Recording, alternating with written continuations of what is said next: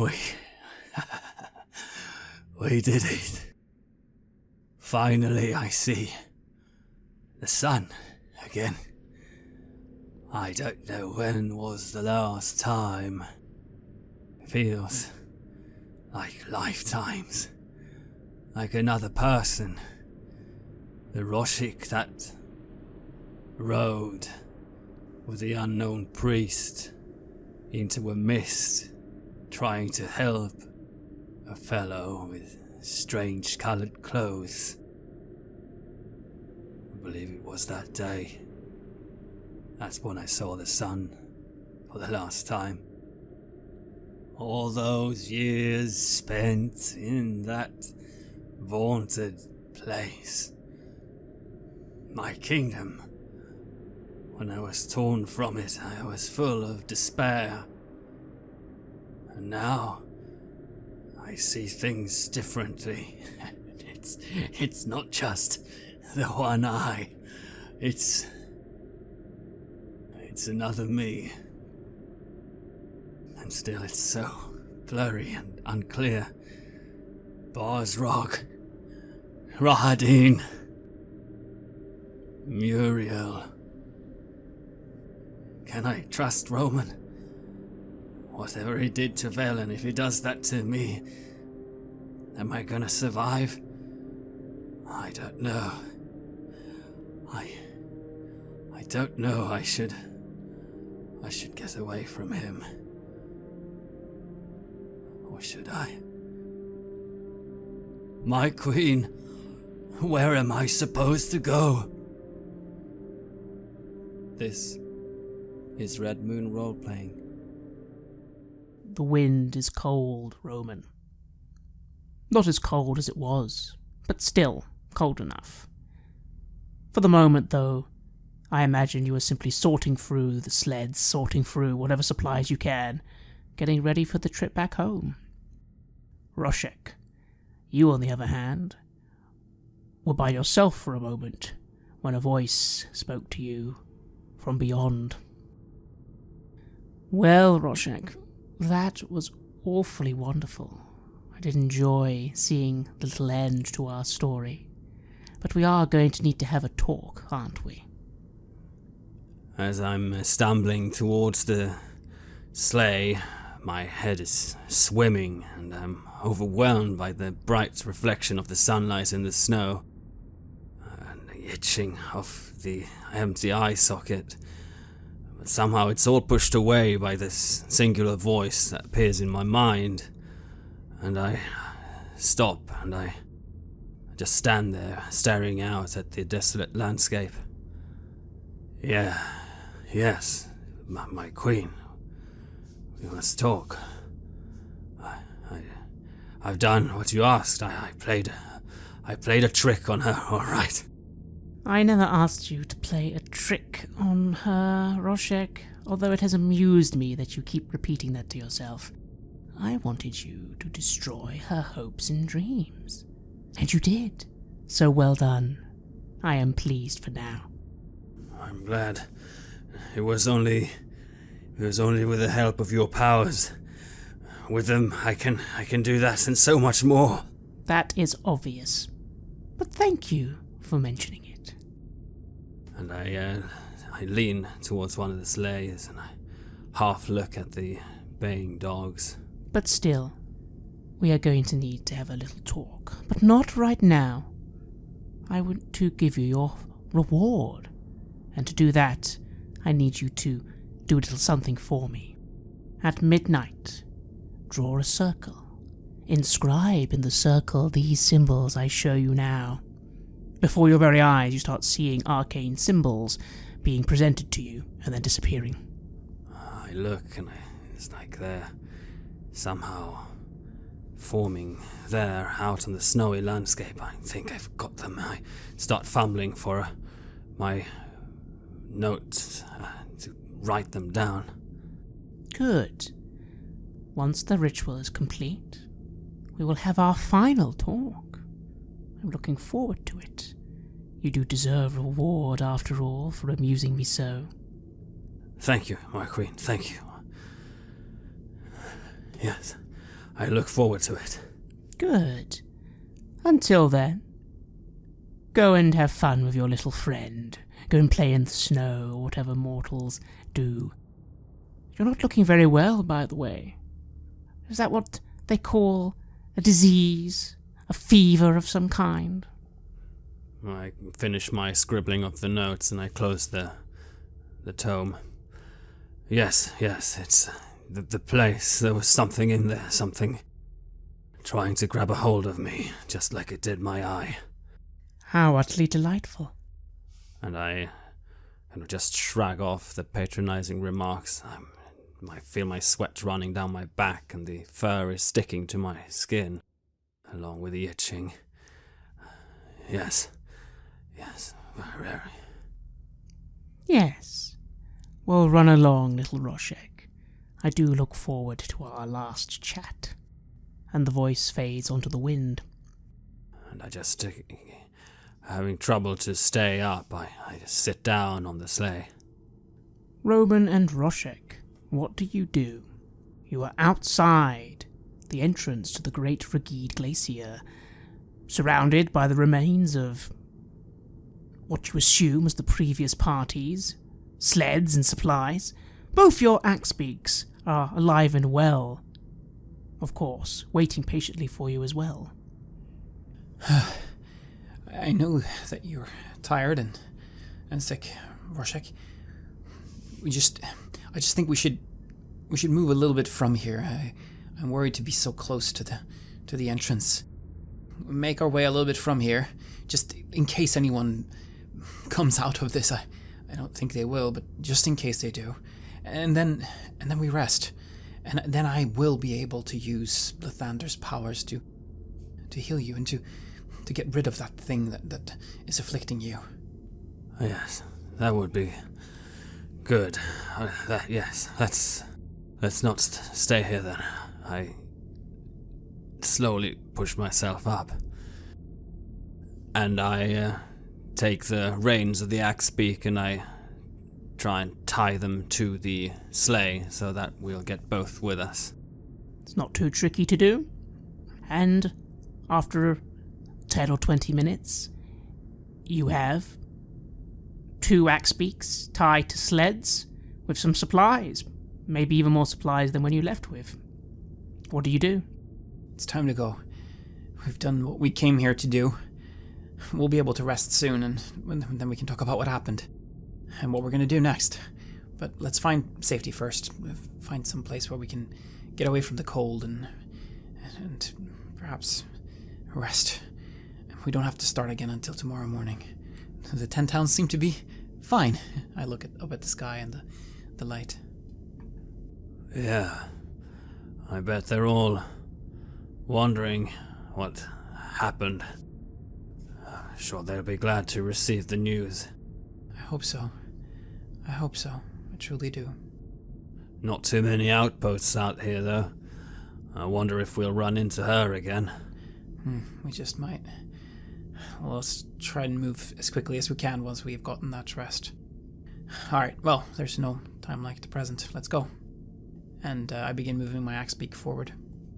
Yeah, and I get the sleigh to start moving as well, the axbeak next to it. And you begin to leave this location, leaving behind some of the other sleds and some of the dogs, but you know that eventually they will go and find shelter and be fine. They are, after all, wild creatures. And you begin moving. The journey is certainly interesting, especially to you, Roshek. After all, now you can see very, very far. Pristine white mountains, white hills. Very, very far to the north, if you squint, you might even be able to just about see the sea. There are occasional breaks in the fever when I just notice this, and I feel almost taken by the magnificence of it all, the heights of the mountains, this immense landscape, how clear the air is. I can see what brings people to a desolate land such as this. Even looking behind you, the Rigid Glacier itself stretching almost infinitely in that direction. And you continue. 1 hour has passed, and you now are definitely at least some distance away from where you were. What do you do? I move to try and cover up our tracks a little bit, and is there a place here where we could make camp, where we can find shelter? Some rocks or something, trees that can help protect us? Not really. Out here, it is almost flat wilderness where you are, but still, you try and at least find a location where you're not directly in sight of the glacier. The land drops a little bit. This could do, you suppose? Alright, I think we can stay here. Let's put up camp for the night and just try and get some rest before we move on. Yeah, good idea, I say, and I start unloading what we have in ways of tents and things. I just remark, well, we don't have her protection now in case a storm comes, but maybe that's less likely now that the weather has changed. I certainly hope so. If it would be alright with you, if you can take the first watch, I'll just need some hours of rest, and then I will be able to help you get rid of this thing that's afflicting you. Yes, I'll keep watch, I say, and as I get things off and ready, and I try just to not think, just do. I mean, I've put up camp loads of times before. And you will set up a simple camp and settle in to rest. The long rest will end after at least 8 hours, so it will be about 8 o'clock when the rest is finished. During this time, Roman, you rest. Rorschach rests as well, but he does, as you said, take the first watch. It gets darker a little earlier than you expect, probably around 6, and a light snow begins to fall. But it is only a light snow. Still, Rorschach, you itch, you sweat, staring out into the darkness. Once again, could you please roll me a Constitution saving throw? 19. You don't feel well, but you have things to focus on, so it's not so bad. You do find yourself thinking idly, what happens now? Has Roman truly forgiven you? What awaits you if you just go back with him to East Haven? Will he welcome you there with open arms? Or will he not? But these are just thoughts. It's up to you what you make of them. Yeah. I try to fight the feverish paranoia that is with me still. I feel like I'm more aware of where it comes from, but still I don't know who I can trust and where I can go. Only one thing remains with you, as you notice Rowan starting to stir from the tent. If he was to do something to you, now would be the perfect time to do it. Roman, you have rested. It is evening now, maybe 10 o'clock. A light snow has begun to fall, but it won't be troublesome. You have fully rested, recovering all health and spell points. Oh, this is good. This is very good. Rorschach, I say as I get up, let's do this thing. Yes. See what you can do. It's progressed quite far. I don't know if you can get rid of it all. And I get out of the tent and I move out towards Rorschach, and I hold up my holy symbol, and I begin casting Greater Restoration, calling upon the light of Lathander to help cure this man of his ailments. Rorschach, you see Roman lift his holy symbol and begin to charge Guiding Bolt. What do you do? My eyes open wide and in sudden fear. Is this Smite? Is he going to try and... Is this a revenge? Is this vengeance for what I did to him? I cry out, no! And I try to cast dimension door to get myself out of the way. Roman, just before you can complete the final syllable of your spell, Roshek suddenly vanishes. A portal appears before him and he steps through it. What do you do? Roshek, no. I just want to heal you. I just want to get rid of that thing that's ailing you. Why did you go? You hear a voice somewhere out in the darkness. You're not fooling me. There's no need. You don't need to try and end me. I can do that myself. Think about it, Roshek. If I wanted to do anything to harm you, I could have done that when you were resting. I could have done it at any point. I have always been loyal to you. I have always forgiven. There's nothing that you have to fear from me. Surely you must see that. What you were doing, you were going to cast it on me, the thing that shattered her, that smashed her, the thing you always do. No. I was moving to restore you. That was all I was trying to do. I try to read him. I want to roll insight. Roman, please roll a perception check, as Roshek rolls an insight check. 11. 13. You're not sure, Roshek. You generally can't tell. You're panicking. Roman, you don't think your words are getting through. Not in a bad way, you just don't... You think you need to do something else. Maybe something else beyond just words. What could you do? I don't know.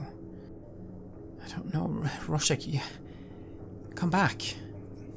Let's come back here. I just stand there, a distance away, looking at the camp and the flames. I see that he's at least talking in my general direction now, even if you probably can't see me out here. I shiver a bit, having been near the fire. It's cold. I think to myself, what can I do? What can I do? I can take the axe beak and I can try and run, or I can just walk out and I can perform the ritual at midnight. I'm just standing there for a minute or so. He's right. He could have finished me earlier. He could have finished me much earlier. Velen wanted to finish me. He didn't do it then either. Well, maybe he's right. Maybe he wouldn't do it. He wouldn't do it. And I start slowly walking away from it all, walking out into the wilderness. I don't think he would do it. I don't think he would, but what if he did? I'm just feverish, sweaty, and my throat is dry now. I haven't been drinking enough, not with all this sweat. Roman, he's not responding anymore. You can't see where he could be. He's going into the dark. It is snowing as well. Where could he even be going? You don't know. I will ask for Lathander's support, casting Locate Creature, to know where Roshek is and where he is heading. I need to follow him. I need to help him. He's a danger to himself, clearly. And you see him, bright as day. There, right there. Not with your own eyes, of course, but with the guidance of Lathander. Roshek, I say as I begin moving towards him. Roshek, let me help you. Leave me alone. I need to do something. The snow is starting to pick up a little. Both of you are now a little away from the camp and the light. Out here, there's almost nothing, just darkness. And I try to move as quickly as I can. Can I catch up with him? If you start trying to rush, you certainly can catch up with him. Then I want to do that. I want to catch him. He's sick. I should be faster than him. I leave my pack on the ground and I just begin running towards Roshek. Roshek, Roman is running towards you. Into the dark, with you. What do you do? I hear him approaching, but I feel too weak. I can't do anything to stop him now. I could maybe afford one more spell, but he's already found me. He would find me again. And I just half close my eye and keep going, getting ready for the blow. Roman, you are catching up to him. He is doing his best to get away from you, but he is starting to slow. Even though he has rested, he is still so tired, it seems. What do you do? I just try to catch up and put my hand on his shoulder, casting the Great Restoration as soon as I am able to touch him. Roshek, he is upon you, his hand about to hit you on the shoulder. What do you do? I stop, and I breathe out, and I get ready for the embrace of whatever is on the other side. Roman, you are upon him, and your hand is on his shoulder. He is deadly afraid of you. I know, but he's sick, and I cast Great Restoration. Roshek, you feel a strange, odd presence upon you. And then, your eye no longer itches, and you no longer are so hot. You are still very tired, though. Is it done? Am I open my eye, and I look around. You are in the middle of a wilderness. It is snowing. Your dark vision picks up a little bit. Roman is there. Roshek, you're well now. You're well again. I took it away. I removed it. The thing you carried with you. And I just stumble over and I put my arm around your shoulder for your support. Come, let's make our way back to the camp. It's almost night now anyways. It is dark. Let's just get back and rest the rest of the night, and then tomorrow we set out towards East Haven. Sure.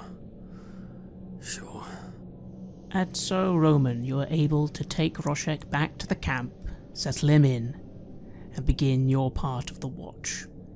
An hour or so passes, Roshek. Whether or not you fell asleep or not doesn't seem to matter, because roughly at a certain time it seems you were suddenly wide awake. What do you do? It must be time. I sit up in the little tent that we've arranged, and I look up. I see. Roman, are you doing something in particular? I think I'm looking at the fire and then looking out into the dark, just trying to keep watch as best as I can. But I am quite tired. I have rested, of course, but it's been a long couple of weeks since we started this journey. I think the fever is gone. It has. You still only have one eye, and you are still a bit tired, but that fever is definitely gone. And I say that out loud. That's good. It's good that you're well. But shouldn't you rest a bit more? I need to perform a communion. Don't worry, I will not go far. Well, be careful. Is this what I think it is? You sure you know what you're doing? Sometimes we have to put a bit of faith in things, I say with a wry smile. We do. Well, I'll be here. And I gather up enough clothes not to feel cold, and I go out a bit into the snow till I find a spot where I can draw this circle and the symbol best I can. And so Roshek descends not too far from the camp into the dark and begins drawing these strange symbols into the ground. Roman, you see him go into the dark, and you look up at the stars. It suddenly occurs to you. The stars. You can see them. All the constellations are there. you wonder what time it is. There is no great aura, no strange lights in the sky, just a normal clear night. You have not seen a clear night for years. No, it's a very beautiful sight. Her influence over everything is gone.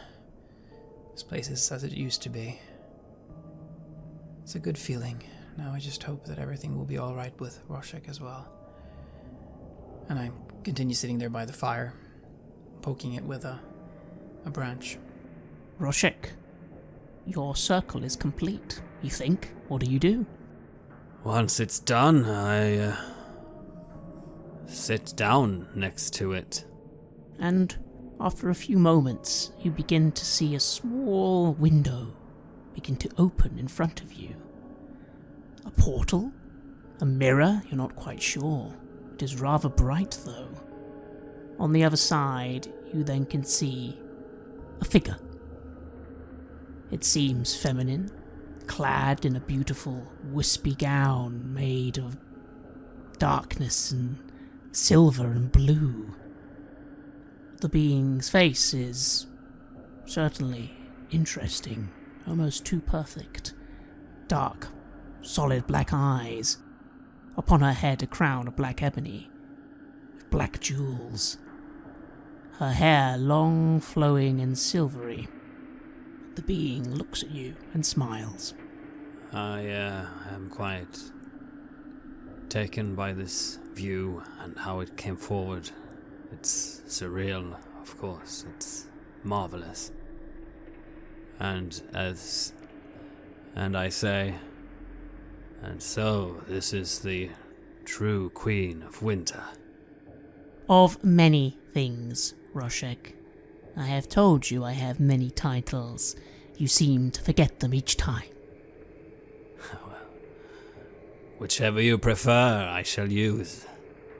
Simply your queen will do, but if you must give me a more full title, the Queen of Ice and Darkness, ruler of the Unseelie Court, will also do.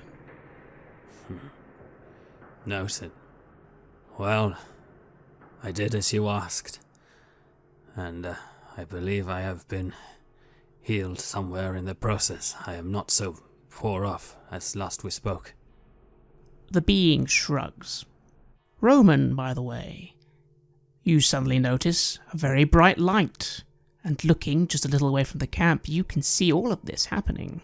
Yes, I know that he is doing something, but it is his business.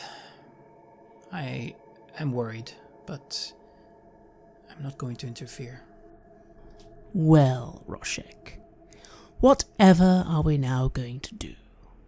Your story has come to an end. Not a bad one. Little disappointing, though.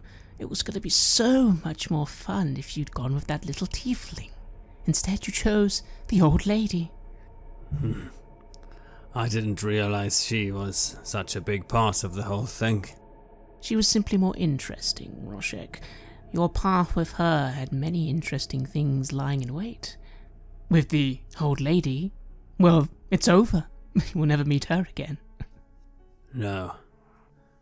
I am not happy completely with how that went down. But an old friend stood in the way. How wonderfully droll. Tell me, why is it that only that little mortal over there causes you to doubt yourself and rethink things? What is it? It is quite amusing to watch. I'm looking over my shoulder back towards the camp, and I say, yes, there is something about him. He does keep having an effect on me. For better or for worse, I think it is better that I leave that as it is. Well, I care little. After all, him and his little firefly of a god are amusing, but only so amusing. Firefly, that's fun. I'll call the great Lathander that the next time I see him. Please do. But on to more important things, my dear little Roshek. I want to talk a little about the ending of the story. I like to do that, you see. Dissecting the end of a tale is almost as fun as reading the tale. Don't you agree?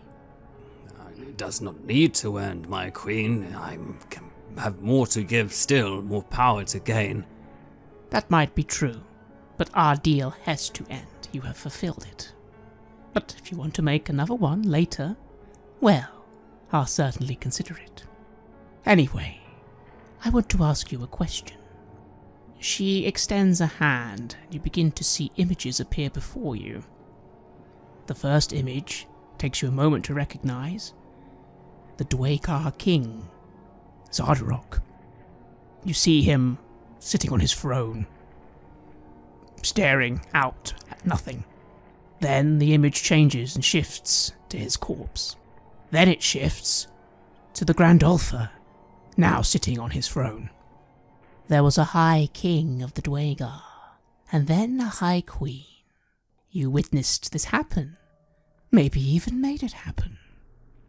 Then the image changes to the great warrior you saw at that camp, King Yarand of the Elk tribe. He is sitting by a fire, surrounded by loyal men and women, looking quite stern. The image then shifts to Queen Bjornhild, sitting at a different fire with different people, yet the feeling is quite similar. And as I see her, I feel a tingling in my stomach. She has gained my interest, that one. Even though her clans and their battles are small in the big picture, she is a fierce one. Another king, another queen, both quite resplendent in their furs and their little tribes of people. And finally, it counts in a way. The image shifts to a skull, frozen in ice. You're not quite sure what you're looking at for a moment, but then something about it does seem slightly familiar. There's still a glowing to the eyes. The High Lich? You didn't see what became of him. Maybe this is what became of him. A mighty ruler in his own right, would you not agree? After all, what is a king but a ruler? So, my dear little Roshek, you have seen this all. What have you learned? As a certain little shaman said, are you a fool or a king? And I think on this as I see it, and I see it pass, and it occurs to me somehow that all of these people and creatures, for I don't know really what that lich is anymore, what happened to them was much dependent on our actions. We came by, I suppose, as fools in their different courts. I say now.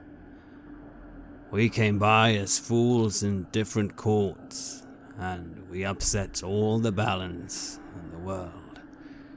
So, I wonder if the fool doesn't have more power than these kings and queens. Perhaps. So which are you? And I think back now, it's hard to say. I felt like I was a king once, in that little personal hell of mine. I'm not now. I've been thrown out. I've been stumbling about. I've been trying to find my way. I say, I am a king, but without a kingdom. An answer I thought you would say. A little disappointing, but at the same time, not so badly put. Very well. Tell me why you are a king. Because I am fit to rule. I have the intellect, the knowledge, and the will to see my will through, and I deserve to have people follow me for this. What pretty, pretty words. Very well then. Your reward. A portal begins to open, shimmering, resplendent in the darkness. Well, there we are, Roshek dear. Do you want to know what lies beyond the portal? I hesitate for a bit. My reward? Yes. Where does it lead? Back to your kingdom. You just said you are a king. Your kingdom is waiting for you. But this time, I'm willing to give you one final boon. If it is our final boon, we can always speak again, perhaps. This time you shall see everything as it truly is. You will no longer have that weakness. Otherwise, as you said, your kingdom awaits. And if I ever want to go to another place again? I don't tell you your future, Roshek. I'm giving you a reward right now. I look at it and I feel the pull to be there, the people around me. See Bosrog again, and the twisted shape of the elf, and my supposed little brother. I just shake my head. I say, no, it's not a real world. No, but it is your kingdom. You just said you are a king. You have nothing here. And I think of the amulet, things that have been with me so long, and my old family, their small lives, and the small lives of the tribes up here. And I fold my arms and I say, no, I have no place there either. I do not wish to go there again. No. Well, that is an interesting answer. But it does contradict what you said. Because I'm telling you, Roshek, you are a king there. You aren't a king here. You're nothing. A little worm that dances for my amusement. So I'm confused. You said you were a king, but you aren't. So how does that make sense? I suppose that makes me a fool. Probably. Well, I can't say I'm happy that you're refusing my reward, Roshek. I'm deeply insulted. I look at her face and the things shining around her, the light and that. But somehow, through all this, I feel like I genuinely don't. I wanted to go back, I wanted to be there, I wanted to be strong. For many years I wanted to be there and I wanted to be strong for those people. But now, strange as it is, I just want to see my family again. And at her wounded remark, I say, well, I am grateful that you offered that to me. It was a beautiful reward, but I do not think it is right for me anymore. Well, I suppose that is a slightly more interesting answer than you gave. Very well then, Roshek, no reward for you. And the portal begins to close. I look at it. I kind of hear the voices, the people, and that constant smell of marshland and swamp, the grey skies that never turned as blue and clear as the one that I saw before, nor did it ever show the stars that are around me now. If this means I am lost and I lose my powers again, I will start anew, I think to myself. I'm still not that old. And I watch it as it shimmers and fades. The figure twirls her fingers slightly. Well, I guess that is that then. Perhaps this is slightly more interesting. Less amusing for me, though. Still, our deal is done. You entertained me for a lifetime. And when you failed to do that, you rose and did it again. Those were your words. And so our deal is complete. If that is all, I will bid you farewell, little mortal. You have amused me a little bit. Farewell then, my queen. The figure begins to turn, and then extends a hand to you. You begin to feel a little bit of energy slowly begin to dissipate from you. You are aware, of course, I will be taking back what is mine. And, I feel it sort of trickle, and I try to hold on to it. I try to resist this, just to see what happens. She raises an eyebrow. You want to keep what I have given you? I do. And I want to let it grow. And I think we have more to do. I am willing to make another deal on this fine midnight night with you, Roshek, but you're going to have to make it worth my while. You have technically insulted me after all. Don't I always make it worth your while in the end? No. If you want to renew our deal, I want you to first of all get down on your knees and beg me to continue to help you. Admit that you are not a king here. You are a worm. Worthless. You learnt nothing in your story. That's why it was almost a very entertaining end. Simply deciding at the last moment that you are too cowardly to go back to what you deserve is not a revelation. But, no, I will be pleased if you beg me. Beg your queen to stay with you. Instead of doing this, I look at her for a second, and then I stand up and I just into the circle with the signs. I try and fire off an eldritch blast to just mess them all away. You charge up your eldritch blast and fire down at the ground, aiming to wipe away the symbols. Who knows, this might even disrupt the ritual itself. However, your eldritch blasts simply dissipate into the air. Harmless little blue butterflies coming from your hands instead. Oh. How impudent. Very well then, Roshik. That does amuse me a little. Goodbye. You feel your powers wrenched from you with great force.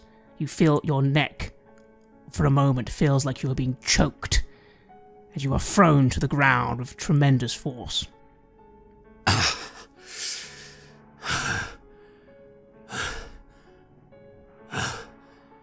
lay there in the snow, panting, staring up at the sky, the stars,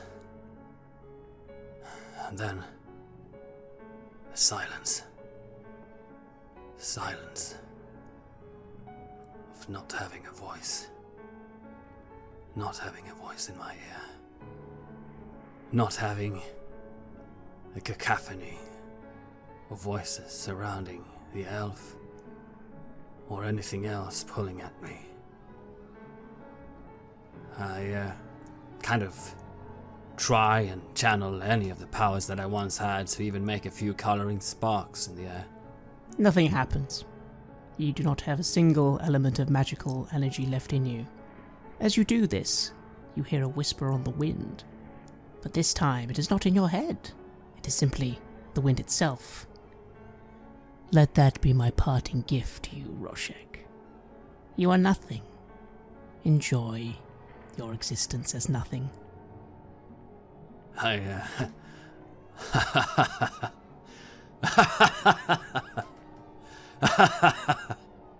And I lay down there in the snow and I let my laughter get absorbed by the falling flakes and the landscape around me.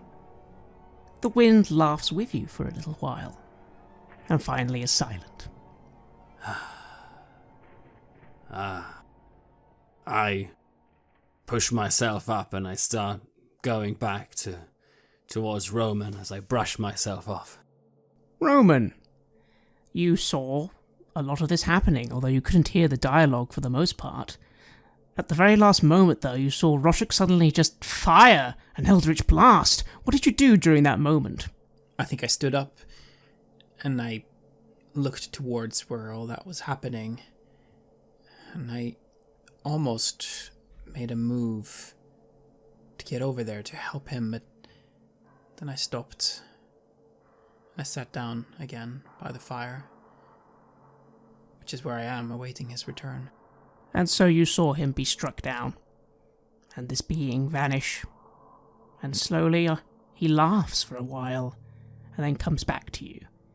He looks even more tired and drained now than he did before. Are you all right?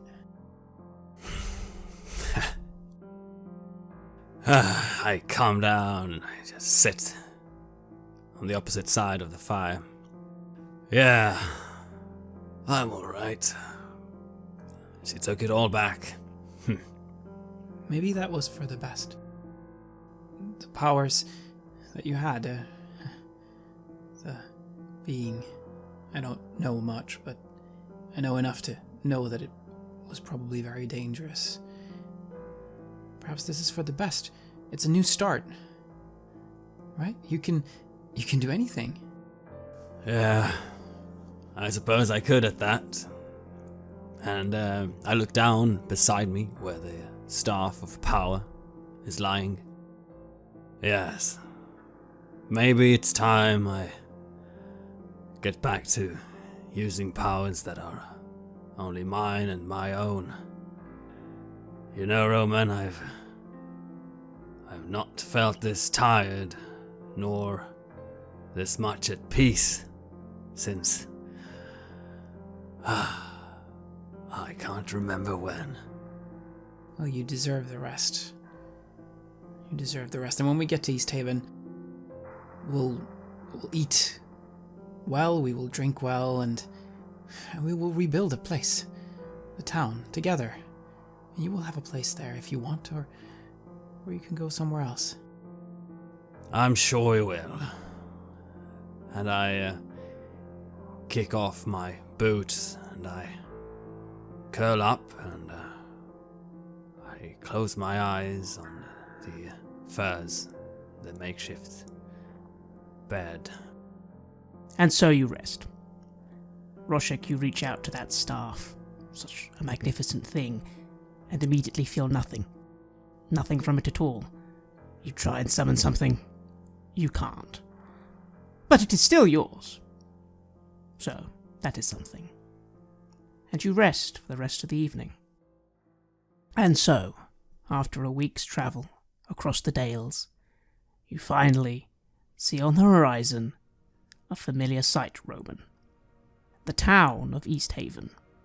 What do? We're back. And I pick up the pace. Come on, Raulerson. It's right over there. And with the fever gone, I've enjoyed this a lot more. My muscles are aching less and less. The air is fresh, the skies are clear, and it's nice. I shout at my dogs to keep up. They are eager to keep running and running and barking and running. And so you come upon East Haven. There has been some work made on the walls, Roman. Makeshift wood. Not very sturdy, but again, it's not like they have fresh wood to use. But some of the holes in the wall have been patched up. You see people coming and going, although there's certainly a lot more than there used to be. It used to be so cold even during the day. Now it's not so bad. People are working on a building, it seems.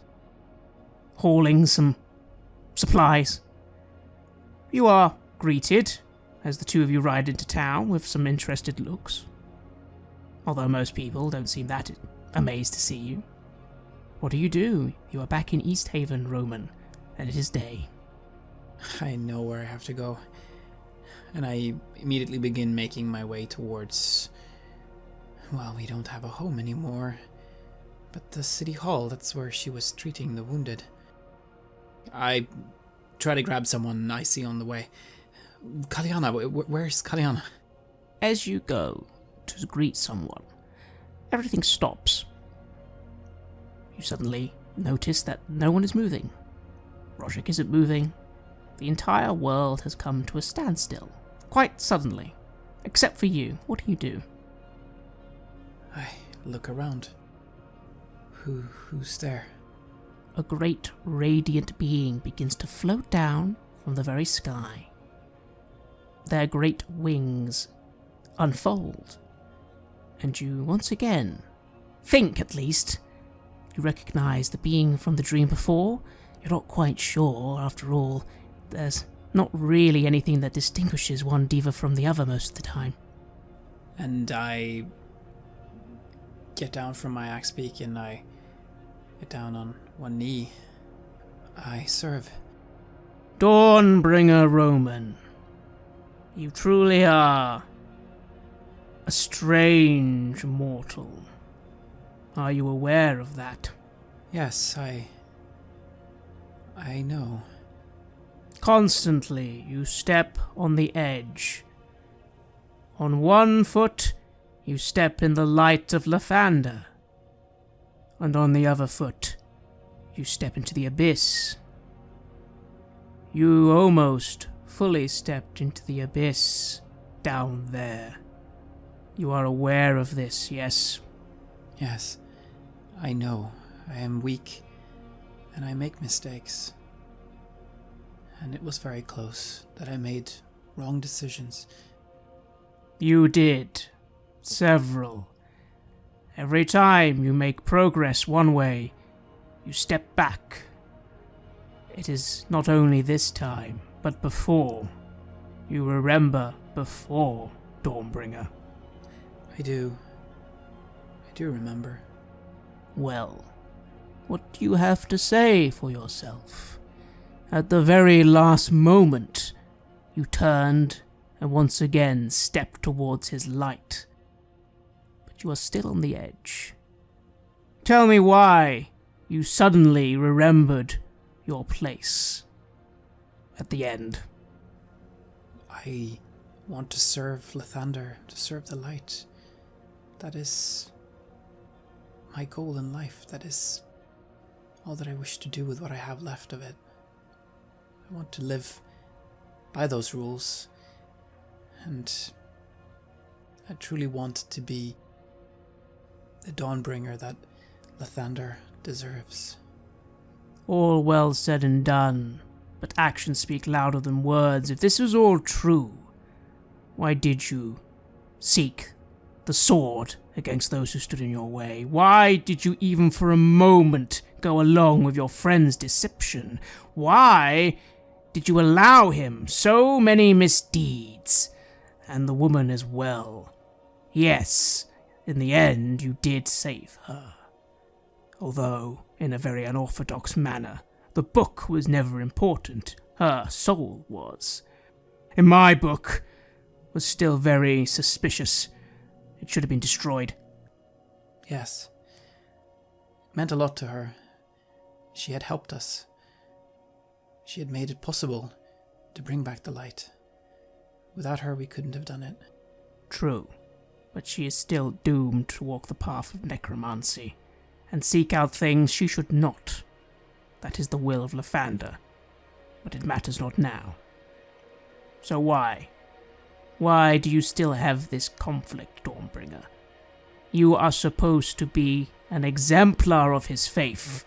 You are not supposed to be as lost as any mortal is. I still have much learning left to do.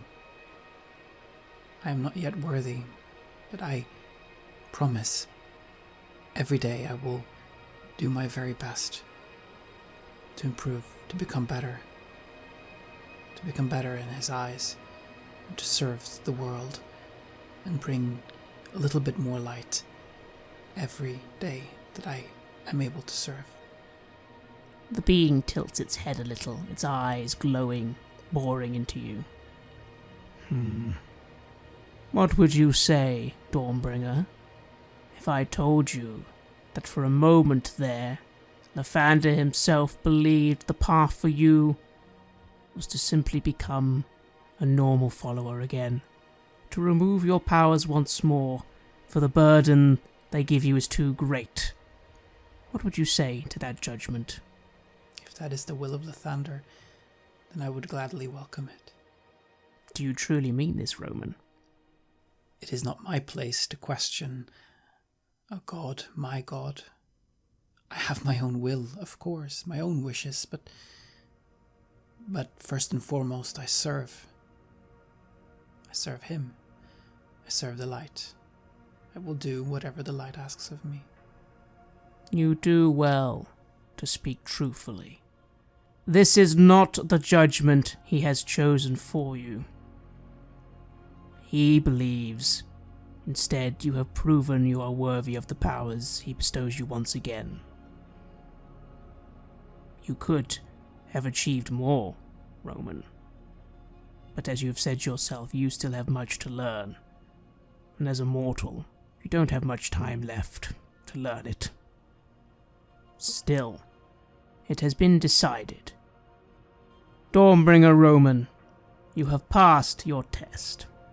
You will once again be allowed to carry the title Dawnbringer, and once again spread light in his name. You will be watched, as always. The struggle to not step into the abyss is eternal, and for you, you still are close to the edge. But perhaps there is hope. Perhaps. What say you? I gladly accept, and I look forward to serving the light for the rest of my life. As well you should. Look to your flock. Look to your friend. Again, your greatest sin is always to choose yourself over others. You are their servant. You must give everything to serve and protect others beyond yourself. And remind them that Lathander's will is for their own good. I understand. The angel looks at you for a little while longer, before simply nodding and taking off into the sky. And everything resumes again as the person you have grabbed, some man with a black beard. Oh, sorry, what was that, Roman? What did you say? Sorry. Kaliana. Where is she? Oh, Miss Kaliana. Well, she be at the town hall right now. I guess you'd be wanting to see her. Yes. And I just rush off, barely even thanking the man for his help. And I'm running as quickly as I can towards the town hall. And you reach the town hall. And just outside you see, attending to some packaging, something is being carried somewhere, Kaliana. And I rush up to her and just before I reach her I stop. And I just look at her in silence. There she is, wearing her best winter cloak, although she has lowered the hood. Her hair's a bit of a mess. She quite clearly is in the middle of doing something. You're the most beautiful thing I have ever seen. I just say. Roman! Roman! Oh! She puts down what she was carrying and quickly runs towards you to give you a hug. And I hug her back. I am filled with joy that this moment is finally here, that I'm back again, and the light is back, and everything is as it should be. Oh, I never thought that I'd be back. I never thought that I'd survive that, but... Roman, my good, where have you been? Thank goodness you're back. Have you seen the sky? Yes, we did that. We did that. You did? Oh, you found your ruin in the end? Oh my goodness, how exciting. What happened? And I put my hand on her cheek and I just look in her eyes, and I'm never going to leave again. I'm going to be here now. I'm going to help you. I'm going to help the town. we can rebuild this. She smiles warmly. Well, of course. But, well, I'm glad you're back. An awful lot of work needs doing, Roman. While things are a bit better now that the weather has returned to normal, there's much work to be done, and I have been missing my helper. Can I kiss you? She blushes just a little, doesn't say anything.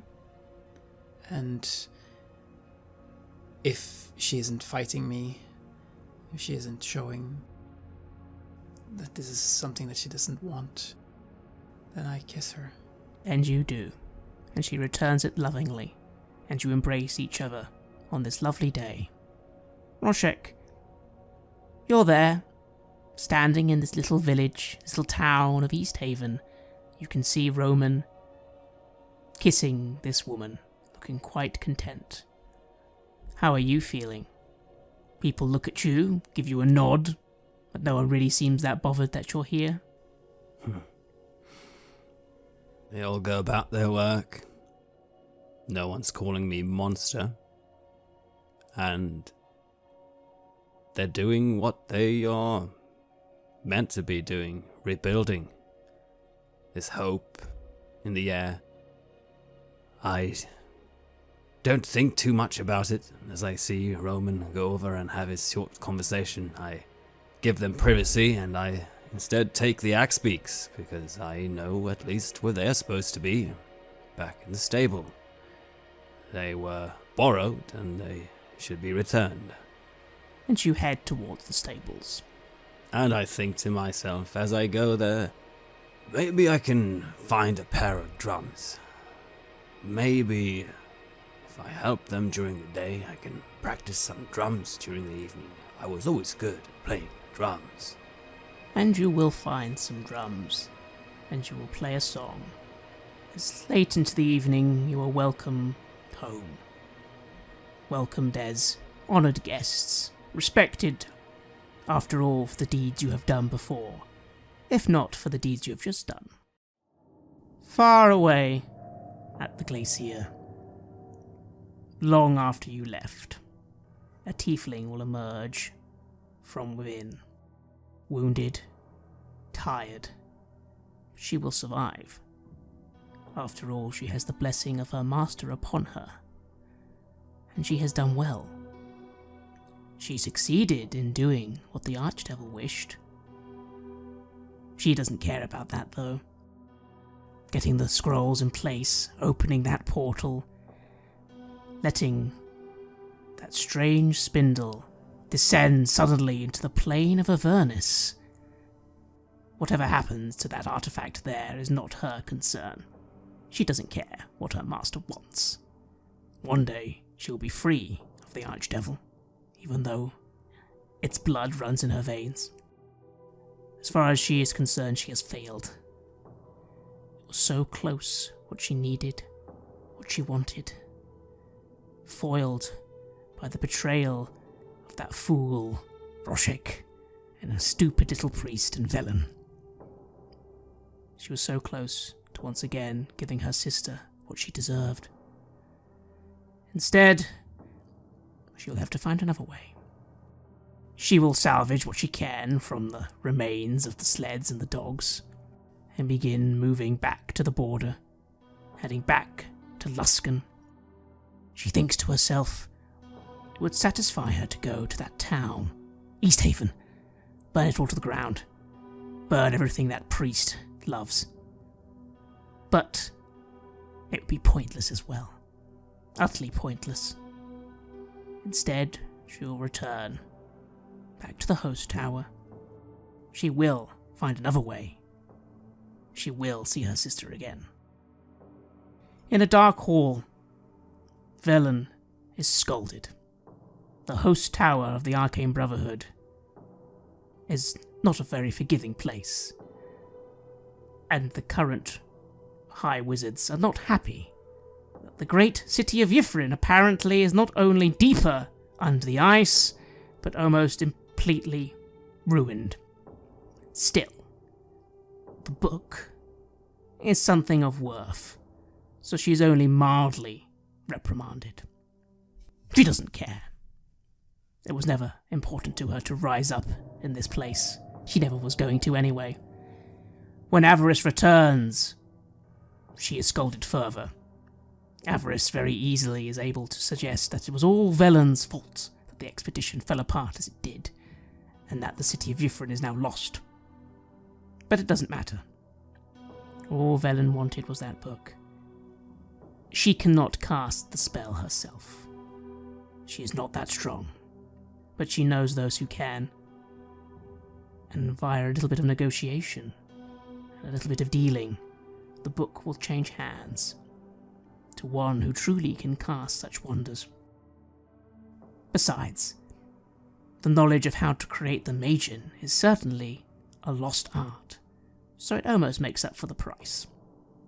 And so, in a field, as autumn comes near, Velen will make the deal, and she will see him again, her son. She will hold him in her arms, and finally feel that she has given him what he deserved, a second chance. She doesn't give a damn what Lathander or any other god thinks. She has finally done all she could. Easthaven certainly struggles for a time. The coming months are not easy. There is much work to be done. Now that the lake has melted, fish can once again be fished, but they still need to be fished. Wood still needs to be transported from the woods. New homes still need to be built. And the weather is not always kind. The 10 towns continue as they would have done. Caravans eventually begin to return, one by one, and new blood and new supplies once again trickle slowly into the 10 towns. The city of Targos benefits most from this.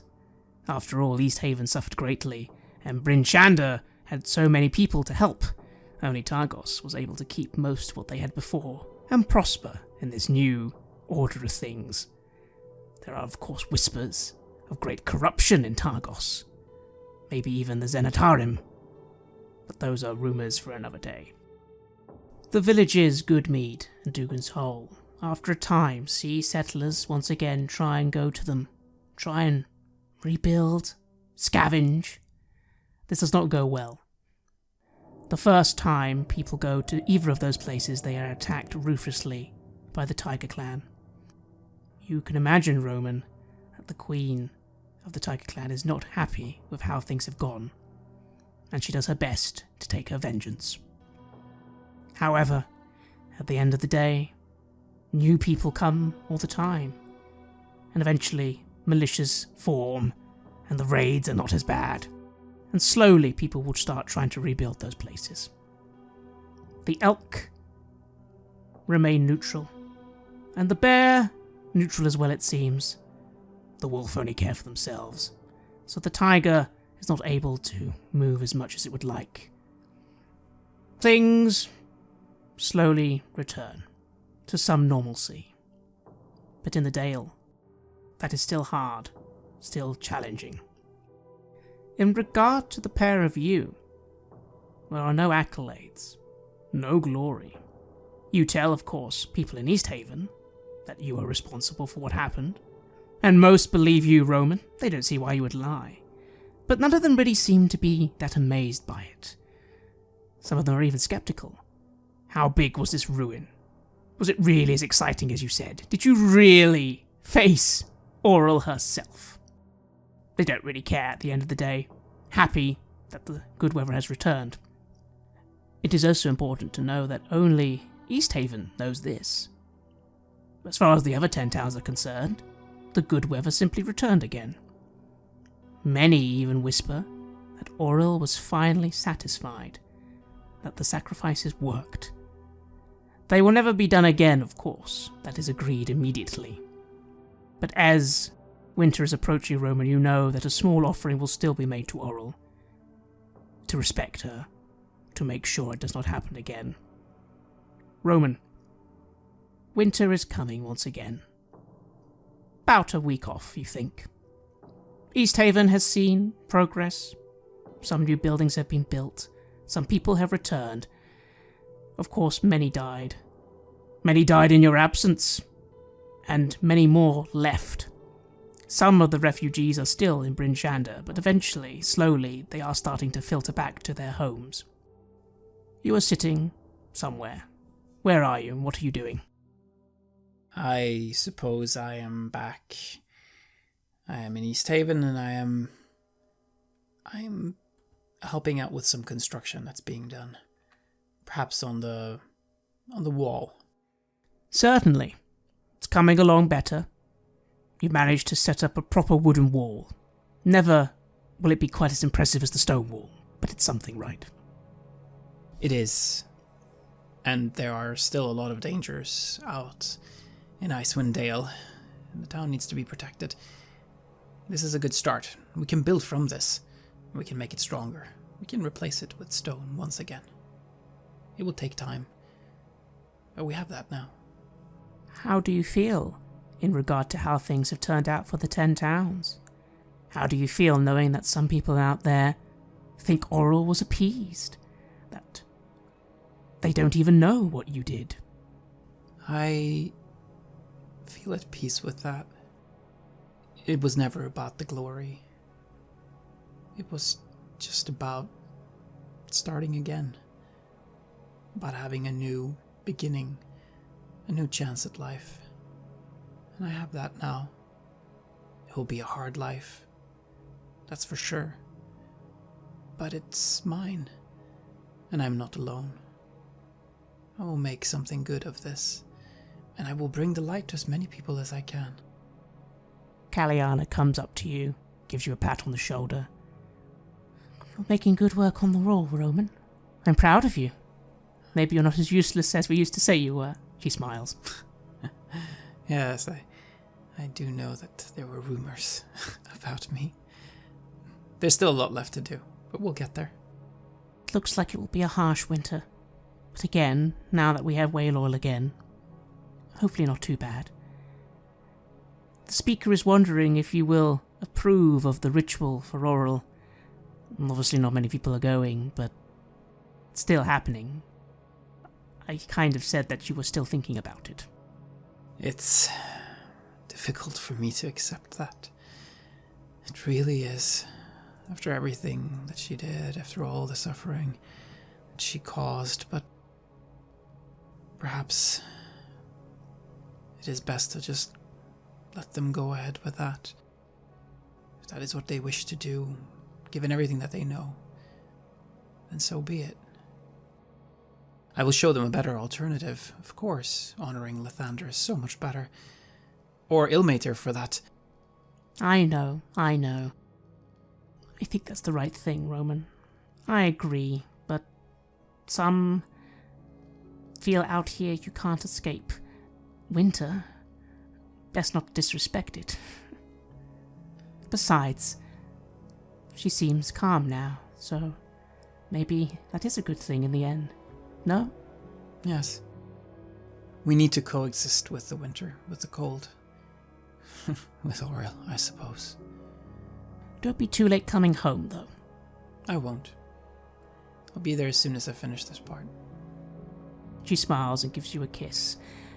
Out of interest, would Roman have proposed during these 6 or 7 months? Of course. This is truly a new beginning for him. He really does mean that. How was your wedding day? You held it in summer, of course. Lathander definitely approved. Yes. It was wonderful. It was everything that I had hoped for. And it allowed me to finally leave all of those burdens I was carrying behind. Not forgotten, of course, but not left in the open, not causing me pain anymore. Now I have to make the most out of this new beginning in this new town. She gives you a kiss on the cheek and begins heading home. Your home, of course. A new temple. Although it's no more than a cottage, really. So she heads home. And yes, you feel happy.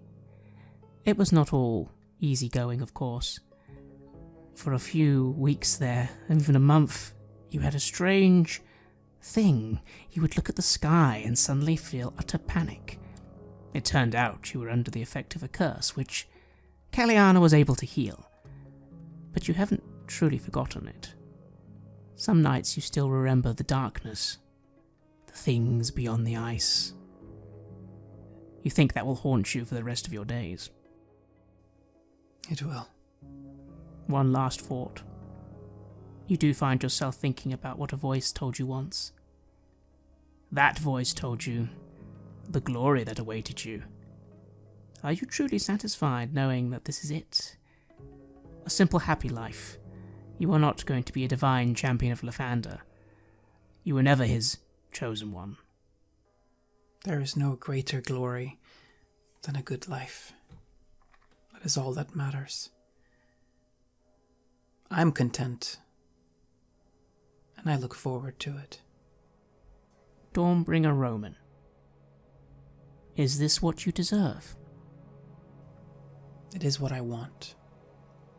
And you continue working during the day, heading home.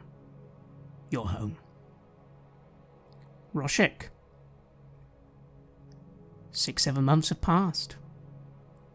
What did you do? And where are you now? At the start, I helped with the rebuilding outside. It was good to be part of this for a bit, helping, doing physical labor. I've never been one to dwell much on the past, it's just that I've always been stuck in places. And if now for once I'm stuck in a good place, well, I didn't mind too much. But all that work outside and the sky above made me feel uneasy. I couldn't look at the sky without fearing after a while. Fearing terribly that something beyond my comprehension is looking back at me. Did you ever tell anyone this? Roman, Caliana? It might have come out in some places at some times, yes.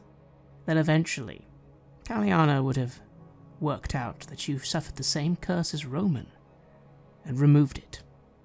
You still remember it, of course, but it is no longer as bad. It took me a while before I admitted it, though. And during that time, I'd found myself making my way into the bakery. And it is there that I spend most of my days now, getting flour on my hands and cheeks, making bread. It's a good occupation, I find, throughout the day, and I eventually started writing a book about making the perfect lunch and making sure that people were well fed. It's a hard life, Roshek. But you don't have any competition. You are the only baker in the whole of East Haven. So that helps. Your customers also are nearly always the same. 30, 40, 50 people.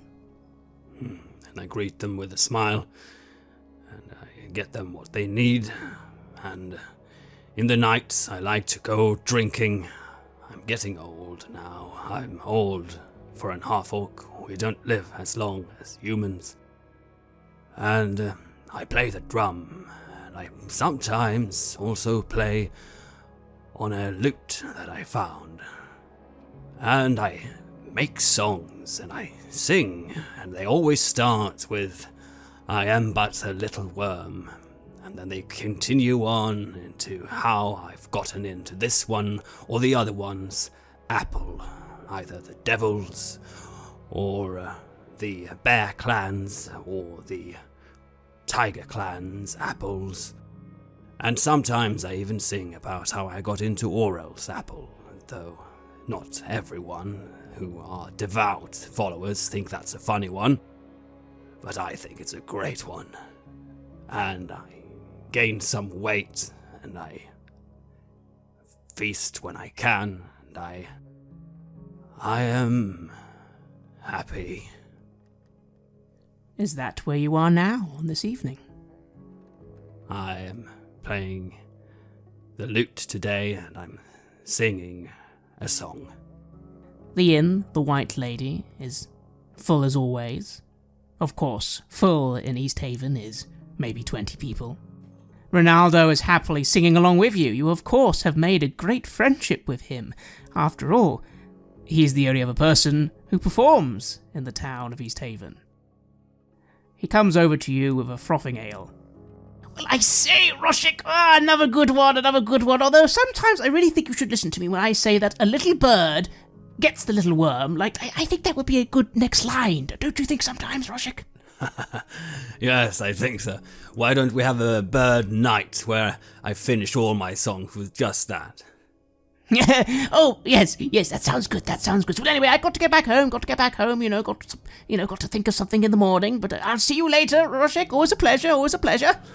Yes, and I grab the pint he's brought and I raise it high as he leaves, and I drink from the nice ale. You're making your way back home. You have a home now. A small little shack. But, well, you've made it your own home, haven't you? Yes, best I can, and I was surprised how many people came to visit and had their own opinions of what I should have in there, and someone brought along a stool, and someone brought along a fur or a skin, and suddenly it's, looking about at all the things here, it's like few of them are my own winnings. Indeed. You have been welcomed, it seems. It wasn't immediate, of course. Captain Imdra, especially, was a bit hard on you initially, wanted you to do a lot of work. But even she has warmed to you over time. Life is simple here, Roshek. People fish, they live, they mind their own business. That is frontier life for you, if you will. What has happened to the Staff of Power? You cannot use it. It is still an extremely valuable item. Oh, it is there. It is not something that I have been flaunting about. I have not shown anyone that it is there, but it is hidden in a case under my bed. And what of the other riches? You found a few things, a lovely little goblet, a couple of bracelets. You had a reasonable amount of gold. Certainly in a town like East Haven, you could be considered quite wealthy. Yes. Only half a year has passed after all, and these adventures that I for once got to keep, what I got from them, I have the staff, I have the giant ring of gold, and also the interesting jug that produces concoctions or any liquid. I wanted to keep all those, and I've been trying from time to time to see what I can get out of them, what I can learn. Whenever the trader comes to town, I look for books that can help me, but I'm not interested in selling off those particular finds, so those ones I will keep, whereas the rest, yes, they've made me fairly wealthy. I have money, and I mostly use them to either improve my business here or buy books. You're able to get a few books and certainly support your business. Again, the irony is that you're almost too wealthy sometimes. There isn't that much here to buy. Life is different here in that way. Yes. Something that I think of a lot still is my old family, my mother. I wanted to use those powers I had to try and visit her. There was particularly one power that I felt that I was just in the grasp of getting, which would allow me to visit her, if only in her dreams. But it's all gone now. I think to myself as I pull down the shades on the windows, the curtains, so that I can bring out that staff again and look at it. There's some frost forming on your window. As you look outside, you think to yourself. You recall you told a great being that you were a king. You certainly are not a king here. How do you feel about that, Roshik? I think about what I wanted to be, what I was trying so hard to be. I was not a king. Before, I did not have those aspirations. When the devil fell, I did not want to take his place. It just somehow ended up that way. Well, not really. Now, what am I? I don't know. I am someone who has done tremendous deeds, I think to myself.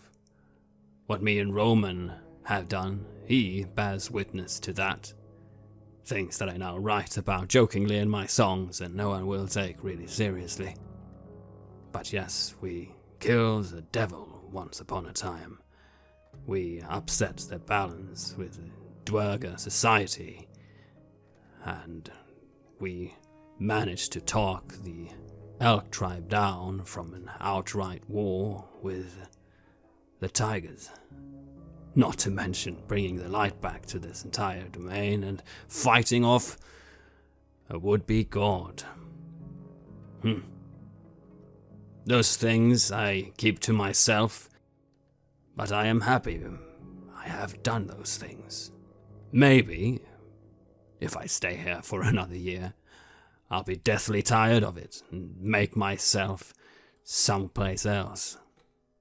Maybe more things are yet to come, but at least I have a friend here who knows about everything we've been through and who will believe whatever I tell him. He does. He does. And so you sit in your little home with your little fire, thinking to yourself, Roshik, is this what you deserve? Yeah. To be happy? I suppose. Suppose we all do. Did I ever deserve to be a king? Did I ever do anything right when I was? Well, I don't think I did. I wanted to, and with queens all around me, of course I wanted more, I wanted to be more. But now, it doesn't really matter. I deserve to be happy. And so you sit, and you pass the evening. Without your knowledge, from somewhere very far away, a great being looks at you one last time, wrinkles her nose. And so in the end he chose to be completely dull. I suppose that is mortals for you. She laughs a little, and her court laugh with her, and she turns her gaze from you, never to look upon you again. Far away, in the middle of the sea of moving ice, is a great island. On the island is a ruin, cold, abandoned and silent. In the throne room of that great ruin is a being, the Frostmaiden. Her fingers tap, tap, tap on her great throne. She does not know who she hates more. The gods who have taken from her everything and continue to do so, or their mortal servants who blunder and ruin everything. All she wanted was what she deserved, a place to be, a place of silence and beauty. Instead, all was a waste, an utter waste. She hates them all so much. She knows nothing but despair. But for now, nothing can be done. She's too tired, too miserable. She will dwell. She will plot. One day, she will have what she is owed, what has been taken from her. For now, a great icy wind comes from this island and blows all across Icewind Dale. Winter is once again coming, and the night is cold and harsh.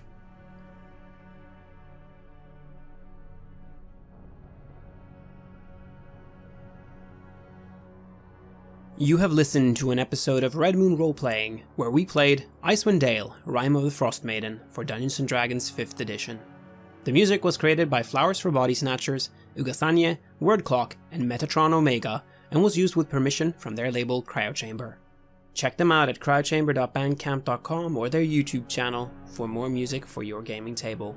We would like to give massive thanks to our champions of the Red Moon: Martin Heuschober, Nastasia Raulerson, Simon Cooper, David, Julia, David Hagberg, Camilla, and Ludwig Manford for their generous support. And we would of course also like to thank all of our other patrons. Without your support, the show would not be possible. If you want to support our work, please check us out on Patreon. You can get access to bonus campaigns for Cult Divinity Lost and Coriolis there, as well as get early and raw access to all of our recordings. You can also hear a name read on the show as a champion of the Red Moon, as well as play Cult with us. Most importantly, that support is what keeps the show going, so do check us out there. May Lathander protect you and fill the world with light.